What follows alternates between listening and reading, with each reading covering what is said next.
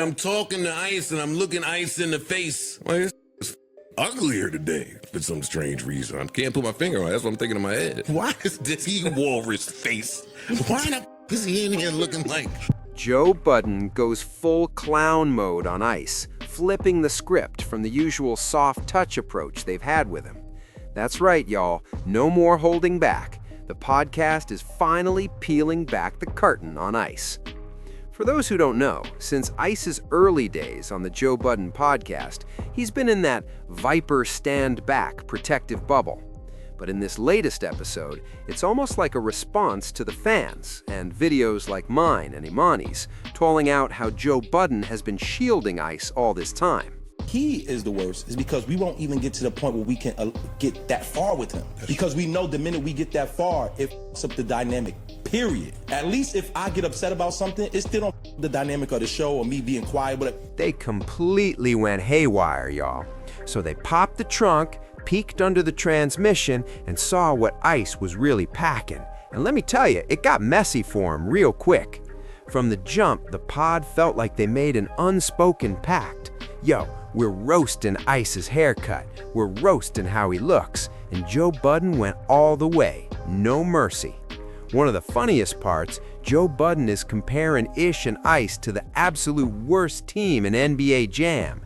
For anyone who played classic basketball games, you know there was always that one squad nobody wanted to roll with. Some said the Utah Jazz, while others mentioned certain NBA street characters. And let's be real, nobody wanted to be Tekashi. You wanted to be the main player. Ish and Ice, straight up Tekashi energy. The takeaway? They're the least playable characters in the Joe Budden universe. If the podcast were a video game and you were on the character select screen, it'd go like, all right, I'll pick Joe. Okay, if not Joe, Mark Lamont Hill. If not him, Flip, he's wild. Okay, Mona, she's in her bag. And then you get stuck with Ish or Ice, and you're like, nah, these dudes are weak. You might even pick Imani before them. None of them, fake stat alert, ever touched the power levels of the main crew. That joke? Classic Joe Budden wisdom, rooted in real-life facts. Ever since Mark, Lamont, Flip, Melissa, and Mona joined, Ish and Ice have been sidelined. Another hilarious moment? Ice is trying to flex about his Christmas. He said, yo, I was just happy to have my daughter with me. Amazing. I know y'all gonna start your shit, but this was the first time since my daughter was born that she woke up with me on Christmas. So that's why it was amazing already. I know. Get your shit off. Get your shit off. And you could literally see Joe thinking, damn, bro, you always gotta bring up your daughter. Now, Joe gets roasted for this a lot. People hear him say he doesn't like Ice talking about his daughter and automatically think Joe hates when people mention their kids. But hold up. What Joe really means is you're not entertainingly telling these family stories. The way you talk about your life ain't pulling people in. It's flat. So just chill. Drop it casually. Don't make it the centerpiece of your vibe because it's not hitting. A perfect example? Mark Lamont Hill. When he talks about his kid, he spices it up. Yeah, my son wildin' today. Straight up might burn the house down one day. That's the energy Ice could bring. Like, yo, I was at the park, some dude flexing baby Yeezys. I don't play like that. Protective dad mode. You get me?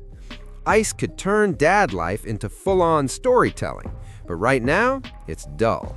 Joe Budden wasn't the only one throwing shade. Hold up, because Ish popped the trunk on Ice too. Smoking cigars performative. no.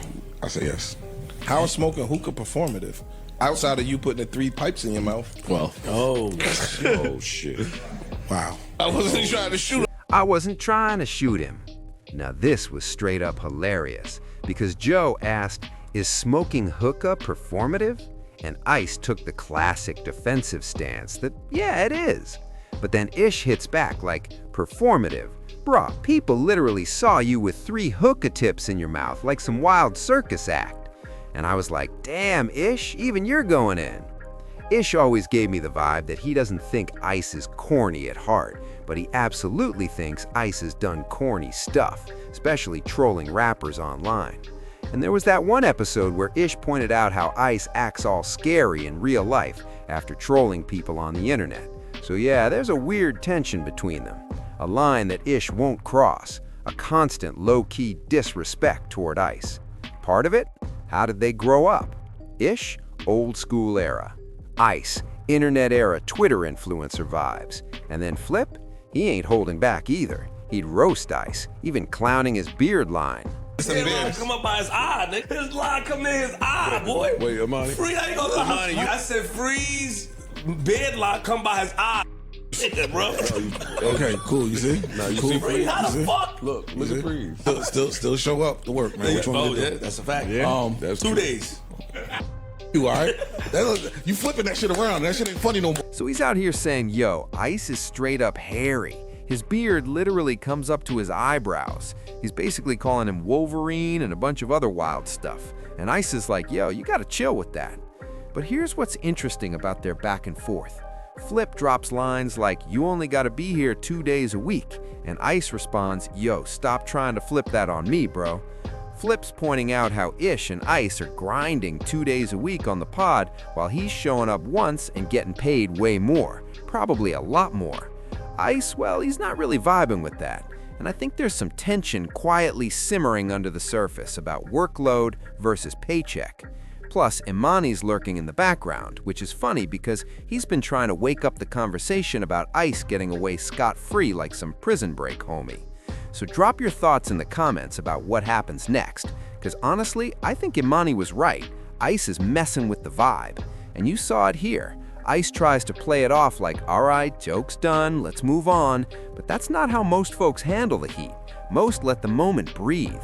I'm curious if Ice can actually let this play out, because there's a lot of unspoken stuff people notice about him, especially around his relationship. He talks about it all the time, and I think the cast has opinions they haven't fully voiced about his missing piece situation. That's what the cast is picking up too. They see Ice as deeply invested in something that looks a little off-brand, a little funny money in their eyes. And I wonder if they'll ever dig into that, because Ish's relationship stuff comes up constantly. Sexapades, drama, whatever you call it. But I think that's definitely Ice's no-fly zone, and he's got a big one at that. Another note, Mona and Mark weren't in the episode, yet it still worked. Honestly, it was a solid episode overall. There are always undercurrents that let the pod flow even without some of the bigger personalities. Maybe having Mona, Flip, and Mark all together isn't even necessary. Too many voices can drown out the conversation. This might actually be a smart step forward.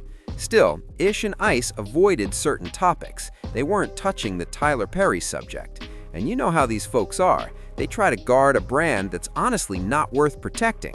I just don't get it. Like, talk about the topic. You're not that untouchable. Nobody's coming for you to that extent. I get being careful with street-level figures like 50 Cent, Mayo, or Fab, but Tyler Perry, relax. Give your thoughts, share your opinions, and maybe we'll get a show that feels like it has actual discussion.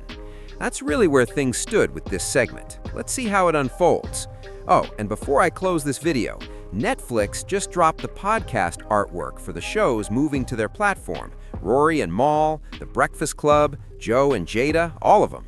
That might change how people interact with the show, because now you might have to watch Netflix to follow along, or maybe just stick to audio. We'll see how that plays out. So tell me, are you migrating to Netflix or staying on your usual audio platforms? That's it for this video for now.